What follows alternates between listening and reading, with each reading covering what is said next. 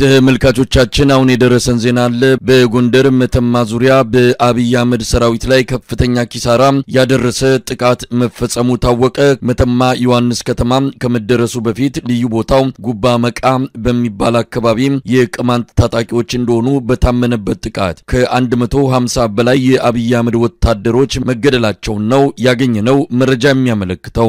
የቅማንት ታጣቂዎች በህዋት የተደራጁ የአማራ ክልልን ለማዳከም በቀደመው የህዋት ኢህአዴግ ዘመን ስንቅና ትጥቅ የተሰጣቸው በክልሉ ብርቱ የጸጥታ ችግር እንዲፈጠር በማድረግ የውክልና ተልዕኮ ወስደው ሲንቀሳቀሱ የነበሩ ሲሆን ብልጽግና ሀገሪቱን ከተቆጣጠረ ወዲህ የአብይ አህመድ አገዛዝ የህዋትን ፈለግ ተከትሎ የቅማንት ታጣቂዎችን ሲያስታጥቅ ቀለብ ሲሰፍርላቸው መቆየቱ የሚታወቅ ነው። በተለይም የፋኖ ትግል ከተቀጣጠለ በኋላ በልዩ ሁኔታ ለቅማንት ታጣቂዎች ድጋፍ እያደረገ ያለው የአብይ አህመድ አገዛዝ በመጨረሻ መሳሪያ ባስታጠቀው ቀለብ በሰፈረለት ኃይል ሰራዊቱ ላይ ከፍተኛ ጥቃት መፈጸሙ ነው የደረሰን መረጃ የሚያመለክተው።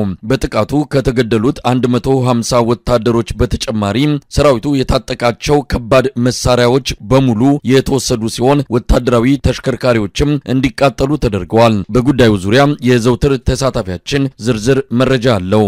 የተፈጠረው ነገር እጅግ በጣም የሚገርምና የሚደንቅ ነው።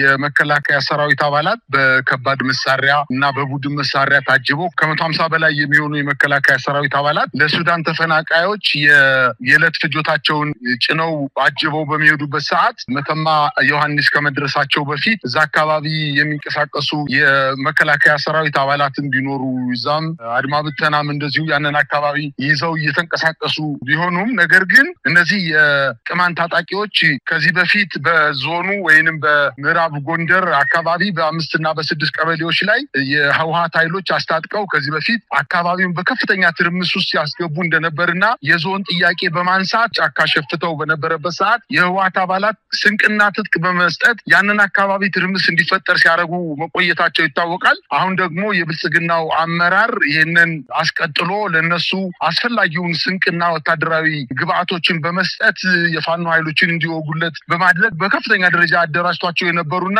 ነገር ግን የፋኖ ኃይሎች ከፍተኛ ጥንካሬ በዛ አካባቢ ጠንካራ ይዞታቸውን አስከብረው በመቆየታቸውና የብልጽግና አመራርም በእነዚህ አካባቢዎች ላይ እነዚህን የቅማንት ታጣቂዎች ከመደገፍ ታቀቦ ሊሆን ስለሚችል በሚል ሐሳቤ አጅቦ የሚሆን ከ150 በላይ የሚሆኑ የመከላከያ ሰራዊት አባላትን ጉባ በተባለውና ሌንጫ በተባሉ ቀበሌዎች ላይ ሙሉ በሙሉ ሲጓዙ የነበሩትን ደምስሶ ይዘውት የነበሩትን ድሽቃ ሞርተር እና የነፍስ ወከፍ መሳሪያዎችን ብሬንን ጨምሮ ሙሉ በሙሉ ሰራዊቱን ከጨረሰ በኋላ መኪኖችን አቃጥለው ትጥቃቸውን ሙሉ በሙሉ ዘርፈው ተሰውረዋል። አሁን በዛው አካባቢ የመከላከያ ሰራዊት አባላት አሰሳ ያደረገ እንደሚገኝና ነገር ግን እዛ አካባቢ የፋኖ ኃይሎች ይህን እንዳልፈጸሙትና የአካባቢው ማህበረሰቦች እንደነገሩን ከሆነ ይሄን ወንጀል የፈጸመው ወይም ይህን ማቃት የፈጸመው የቅማንት ታጣቂዎች እንደሆኑ ነው የደረሰኝ መረጃ የሚያመላክተው። ምናልባት ይሄ ጉዳይ ትንሽ ውስብስብ ያለ ነው። ምክንያቱም የቅማንት ታጣቂዎችን የአብይ አህመድ አገዛዝ ይደግፋል። በተለይ ፋኖችን እንዲያጠቃለት ከፋኖች ጋር ፍጥጫ እንዲፈጠር በአማራው ማህበረሰብ መሃል ልዩነት እንዲኖር ከሚጠቀምባቸው የማህበረሰብ ክፍሎች አንዱ የቅማንት ማህበረሰብ ነው። አገው በተጨማሪ እነዚህን በማስታጠቅ መሳሪያ በማቅረብ የመከላከያ ሰራዊቱ አብሯቸው እንደሚሰራ ነው የሚታወቀውና ለምንድን ነው ይሄንን ያደረጉት? የቅማንት ታጣቂዎች መሳሪያ ላስታጠቃቸው ቀለብ ለሚሰፍርላቸው የመከላከያ ሰራዊት በዚህ ደረጃ ይህን ያህል ከፍተኛ ኪሳራ ያደረሱበት በሰው ኃይልም በመሳሪያም ለምንድን ነው? በአጠቃላይ የብልጽግና አገዛዝ አንደኛውና ዋነኛው ትልቁ ባህሪ ዘመድ ወዳጅ አጋር ብሎ የሚጠቅሳቸው ኃይሎች የሉ። ለሳምንት አንዱን ኃይል ከተጠቀመ በኋላ መልሶ ጠላት ነው የሚያደርገው። ምናልባት የአካባቢ ማህበረሰቦች እንደተናገሩት ከሆነ እነዚህ የቅማንት ታጣቂዎች ከዚህ በፊት የዞን ጥያቄ በማቅረብ በአካባቢው ላይ ከፍተኛ ትርምስ እንዲያደርጉና አካባቢው ተረጋግቶ የሰላማዊ ኑሮ እንዳይኖር ለማድረግ ከፍተኛ እገዛ ሲያደርግ እንደነበረ ይታወቃል። ነገር ግን የቅማንትና የአማራ ማህበረሰብ አካባቢ ያሉ የሀገር ሽማግሌዎች ይሄን ጉዳይ በጣም ለረጅም ጊዜ በወሰደ ውይይትና የሀገር ሽማግሌዎች እጃቸውን ጣልቃ አስገብተው በአመራር ደረጃ ቢያንስ እርስ በርሳቸው እንዳይወጋጉ ለማድረግ የተሞከረ ሙከራለና እርስ በርሳቸው መጠቃቃታቸውን በማቆማቸውና የቅማንት ታጣቂዎች ራሱ በቅማንት ማህበረሰብ ዘንድ ፋኖችን ምትወጉ ከሆነ የማህበረሰባዊ ግጭት ሊፈጠር ስለሚችል ይሄን ነገር ማቆም አለባችሁ፣ ቢያንስ በሽፍትነትም ከቆያችሁ ከዚህ በላይ የፋኖ ኃይሎችን ብልጽግና ፍላጎት ለማሟላት የፋኖ ኃይሎችን መውጋት ማቆም አለባችሁ በሚለው ስምምነት መሰረት አሁን ባለፉት 5 እና 6 ወራት ላይ ራስ በራሳቸው መጠቃቃትን አቁመዋል። ምናልባት ይህን መጠቃቃት ስላቆሙ የብልጽግና መንግስት የሚሰጠውን ድጋፍ በማቆሙና እነሱንም በዛ በተደበቁበት ጫካ አካባቢ አድኖ ለመምታት እንቅስቃሴ ሊያረግ እንደሚችል ነው የአካባቢው ማህበረሰቦች እየነገሩን ያሉት። ይሄ ነገር በእርግጥ ብልጽግና ይህን የማይፈልገው ነገር ቢሆንም የአካባቢ ሽማግሌዎች ግን ትልልቅ ሰዎች አሉበት። የቅማንት ማህበረሰብ ከማባራ ማህበረሰብ ጋር በፍጹም ልትለየው የማትችል የተዋለደ የተጋባ ያንደኛው ቁስል አንደኛውን የሚያመው እንደሆነ ስለሚታወቅ በመሃል ላይ ጣልቃ ገብተው እርቅ ስምምነት እንዲፈጸም ቢያንስ እንኳን በጋራ ይሄንን መንግስት መውጋት ባትችሉም እንኳን እርስ በርሳችሁ እንዳትወጋጉ በማለት ስምምነት እንደተደረሰ ይታወቃል። ይሄን ስምምነት እንግዲህ ለብልጽግና መንግስት የሚመች ባለመሆኑ ከዚህ በፊት ሲያደርግላቸው የነበረውን እገዛ የገባላቸውን ቃል ኪዳን ወይንም ፈጽምላቸው ያለውን አጠቃላይ የገንዘብም ይሆናል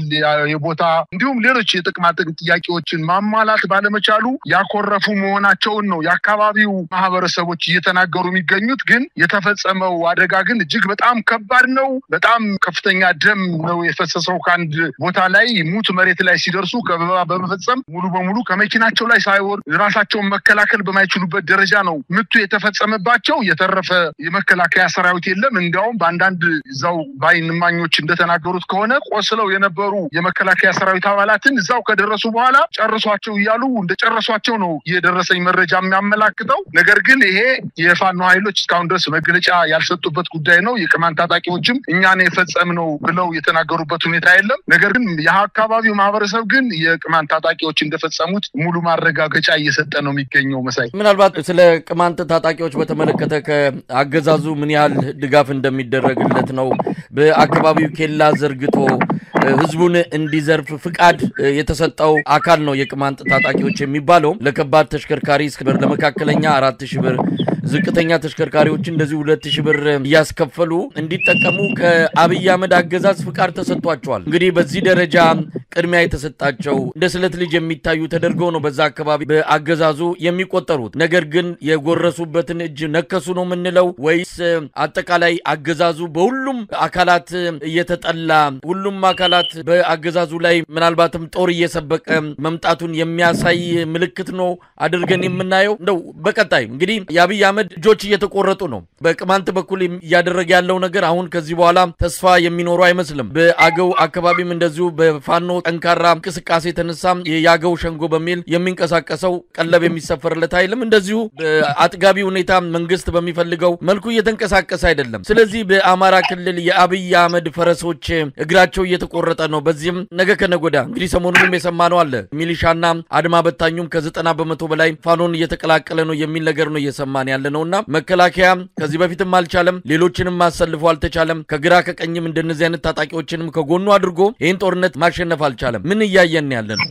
መሳይ እነዚህ ታጣቂዎች ለመንግስት የሹም ደሮ ነበሩ። አትንኳቸው፣ በፍጹም የኔ ልጆች ናቸውና የፈለጉትን ወንጀል ይስሩ፣ አትንኳቸው በማለት አንዳንድ ቦታ ላይ ሽፋን በመስጠት አንዳንዴ አሁን አንተ የተናገርከው 6000 4000 2000 ብር ዝቅተኛ ተሽከርካሪዎች 2000 መካከለኛ ተሽከርካሪዎች 4000 ከባባር ተሽከርካሪዎችን 6000 ብር ሲቆርጡ መንግስት ሽፋን እየሰጣቸው ነው የሚቆርጡ። ይሄ አይደለም የሚደንቀው ነገር። በዛ አካባቢ የሚገኙ የአማራ ተወላጆችን ከብት በበረት ላይ ዘርፈው ንብረት ቀምተው ሂደው የሚጠለሉት በመከላከያ ምሽጎች ነበር። የአድማ ብተናም ሽፋን ይሰጣቸዋል፣ የመከላከያ ሰራዊትም ሽፋን ይሰጣቸዋል። ይሄ በዚህ ሽፋን አማካኝነት ከፍተኛ ብልጽግና ላይ ደርሰዋል። ከፍተኛ ገንዘብ ሰብስበዋል፣ ንብረት አካብተዋል። ነገር ግን ተቀምጠው የሚበሉበት ደረጃ ላይ አይደለም ያሉ። ምናልባትም መንግስት አስቦ የነበረው የፋኖ ኃይሎችን እዛ አካባቢ መከላከያ ሰራዊት እንቅስቃሴ ሳያደርግ እነሱ ብቻ መክተው ይዙልኛል በማለት አስቦ ድጋፍ ሲሰጣቸው እንደነበር ነው የሚታወቀው። ነገር ግን የፋኖ ኃይሎች ዕለት በዕለት በየሰዓቱ በጣም እየደረጁ መቋቋም ወደማይችሉበት ደረጃ እንደደረሱ ስለሚያውቁትና ከነሱ ጋር ፊት ለፊት መጋፈጥ ያስከፍላቸው የሚችለው ዋጋ ሙሉ በሙሉ ለማጥፋት ሊደርስ የሚችል መሆኑን በደንብ አድርገው ስለተገነዘቡት እነዚህ የቅማንት ታጣቂዎች ከነዚህ አይነት መጋፈጥ ውስጥ መግባታቸው ዋጋ እንደሚያስከፍላቸው አውቀው ሙሉ በሙሉ እነሱ ናቸው እንደውም ጠየቁ የሚባለው እኛ የፋኖ ኃይሎችን አንወጋም፣ ስለዚህ በአገር ሽማግሌ መነጋገር አለብን ብለው ሽማግሌ አስቀምጠው ተነጋግረው አብረው ተቀላቅለው ይህን ስርዓት መዋጋት ባይችሉም ነገር ግን እርስ በርሳቸው እንዳይዋጉ ለማድረግ ስምምነት እንደደረሱ ነው እኔ የነበረኝ መረጃ የሚያሳየው። ይሄንን የመንግስት በደንብ አድርጎ የተገነዘበ ስለሆነ እንግዲህ ዘረፋ ሲፈጽሙ ሽፋን ሲሰጥ የነበረ አሁን ደግሞ ለምን ፋኖችን አልወጋችሁም ብሎ ሊያረግለት የሚችለው ጥቅም ሊሰጣቸው የነበረውን ጥቅም በማስቀረቱ በብስጭትና በንዴት የመከላከያ ሰራዊቱን እንደመቱት ነው የአካባቢ ማህበረሰብ የሚጠቁመው። በእርግጥ እውነት ለመናገር እዛ አካባቢ የፋኖ ኃይሎች እነዚህን እንደ ጠላት ባለማየቱ ምክንያት የተፈጠረ ችግር እንጂ እንደ ጠላት ቢያቸው ኑሮ በአንድ ሳምንትና በሁለት ሳምንት ጊዜ ውስጥ ዘመቻ ወደዛ አካባቢ ወደ 5-6 ቀበሌዎች ላይ ብቻ ነው የሚንቀሳቀሱት በመተማ ወረዳ እንዲሁም ባዳኛ ሀገር ጫቆ ወረዳ በ5 እና 6 ቀበሌ ቅማንቶች በሚይዙበት አካባቢ ነው የሚንቀሳቀሱት። በዚህ በሚንቀሳቀሱበት አካባቢ ሂዶ እርምጃ ቢወስድባቸው አንደኛ የአካባቢው የቅማንት ማህበረሰብ ጋር እንጋጫለን፣ ድጋፍ እናጣለን ከሚል ሂሳብ ተዋቸው አቅም የላቸውም ብሎ እንደተዋቸው ነው የሚታወቀው። በዚህ ምክንያት ተወሰነ ደረጃ የእርስ በርስ ስምምነት በወረቀት ባይፈራረሙ በሐሳብ ደረጃ ተስማምተው ቦታቸውን ይዘው እየጠበቁ ነበረ። አሁን እንግዲህ የቀረባቸውን ጥቅም ለማስከበር ነው ከፍተኛ ደረጃ ተዘጋጅተው የመከላከያ ሰራዊቱን ያጠቁት። እውነት በጣም ከፍተኛ ጥቃት ነው የተፈጸመባቸው። እነሱም በደንብ ራሳቸውን አጥንተው የቅማንት ታጣቂዎች አይወጉንም፣ የኛ ናቸው፣ የኛ ወገኖች ናቸው፣ እኛ ነን የምናስታጥቃቸው፣ ቀለባቸው የምንሰፍርላቸው እኛ ነን ብሎ የመከላከያ ሰራዊት ተዘናግቶ በሚሄድበት ሰዓት ሌንጫ በተባለው አካባቢ ሙሉ በሙሉ ጥቃት በመፈጸም ደምስሷቸዋል። ሙሉ በሙሉ የነበረው መከላከያ ሰራዊት አጅቦ ሲሄድ የነበረውን ስንቅ ተፈናቃዮች ተጭኖ ሲሄድ የነበረውን ስንቅ በሳት በማቃጠል አንዳንዱንም በመዝረፍ በአጠቃላይ በእጃቸው የሚገኘውን ተተኳሽና ተኳሽ መሳሪያዎችን ሙሉ በሙሉ ዘርፎ እንደወሰደ ነው ረዳት የቻልኩት። መሳይ እንደው በመጨረሻ ይሄ ለፋኖ መልካም አጋጣሚ ነው እንግዲህ ወደ ተለያዩ ግንባሮች ፊቱን በማዞር የተጠመደበትን ምናልባት የሚቀንስለትና ትኩረቱን ሙሉ በሙሉ በአገዛዙ ሰራዊት ላይ እንዲያደርግ እድሉን የሚሰጥ ነው። የሚሊሻውም ያድማ በታኙም በዚህ ደረጃ አገዛዙን በብዙ ቁጥር እየከዱ ወደ ፋኖ መቀላቀላቸው ይሄ መልካም አጋጣሚ ተደርጎ ሊታይ የሚችል እንደሆነ ነው የሚታመነው። እንደው በመጨረሻ ምን ማለት ይቻላል? አጠቃላይ የፋኖ ትግል አሁን ካለበት ደረጃ ተነስቶ እንዲህ አይነት እንቅስቃሴዎች የሚፈጥረው የህዝብ መቀራረብ በመሃል የነበረው ችግር እየተፈታ መሄድን ተከትሎ እንግዲህ አጠቃላይ በአገዛዙ ላይ የተባበረ ክንድ ለማንሳትም የሚመች ወይም ደግሞ እድሉን የሚሰጥ አጋጣሚ ነው እየተፈጠረ ያለው። እንግዲህ አሁን ሁኔታው በምን ላይ እንዳለ አናቅም። መከላከያ ሰራዊቱ አገዛዙ ሰራዊቱ በአካባቢው አሰሳ እያደረገ እንዳለ ነው የሚገመተው። ዝርዝር ሁኔታውን በቀጣይ የምንሰማ ይሆናል። ከቅማንት ታጣቂዎችም ይሁን ከፋኖ ወይም ከአገዛዙም ሊሆን ይችላል የሚሰጠውን መግለጫ እንጠብቃለን። በመጨረሻ ምን ማለት ይቻላል? መሳይ ይሄን ጥቃት ከፈጸሙ በኋላ ብቻቸውን የመከላከያ ሰራዊቱን ብቻቸውን እንደው ለማጥቃት እንኳን ቢንቀሳቀስ ብቻቸውን የሚቋቋሙት ላይሆን ይችላል። ስለዚህ ምንድነው ሊያደርጉ የሚችሉት? የቅማንት ታጣቂዎች መጨረሻ ላይ የሰሩትን ከባድ የሆነ የማጥቃት እንቅስቃሴ ተከትሎ ሊመጣባቸው የሚችለውን የመከላከያ የማጥቃት እርምጃ ለመከላከል ወደ ፋኖች አካባቢ ነው ሊሄዱ የሚችሉት። በተለይ መተማ አካባቢ የሚንቀሳቀሱ በርካታ የፋኖ ክፍለ ጦሮች በአመራር ደረጃ ቅማንቶች አሉ። እኔ ማቃቸው ራሱ የቅማንት ተወላጁ ነው። ነገር ግን የፋኖ ኃይሎችን የሚመሩ በክፍለ ጦር ደረጃ በብርጌድ ደረጃ በሻለቃ ደረጃ የሚመሩ የቅማንት ታጣቂዎች አሉ። ከነዚህ ጋር መልካም ግንኙነት ተፈጥሯል። ስለዚህ የፋኖ ኃይል ጉልበቱ እየደረጀ እንደሚመጣ ነው የሚገመተው። በአጠቃላይ ግን በአማራ ክልል መንግስት የተቻለውን ያክል አንደኛ ሚኒሻውን በመመልመል ከፍተኛ ደሞዝ በመስጠት የመከላከያውን 5 እጥፍ ደሞዝ በመክፈል እርስ በርሱ በማዋጋት አቅሙን ለማዳከምና የተበታተነ የደከመ ራሱ መከላከል የማይችል ክልል እንዲፈጠር ለማድረግ ከፍተኛ ሙከራ አድርጓል። ገንዘቡን በጀቱን በሙሉ ወደ ጦር ግንባር በመመደብ ሰራዊቱን ብቻ ሳይሆን የአካባቢውን ተወላጆች ሳይቀር በተለያዩ ጥቅሞች እየደለለ መሬት ሰጣቸዋለሁ በተወለዳችሁበት ዞን ነገም ከነገ ወዲያ ወደ መከላከያ ተቀላቀላላችሁ ደሞዛችሁ 15,000 ብር ነው በማለት እየደለለ አስገብቶ ምን ያክል ዋጋ እንደተከፈለበት በክልሉ ነዋሪዎች ላይ ምን ያክል ዋጋ እንደተከፈለ ይታወቃል። ይሄ ነገር ግን አሁን የአማራ ህዝብ በጣም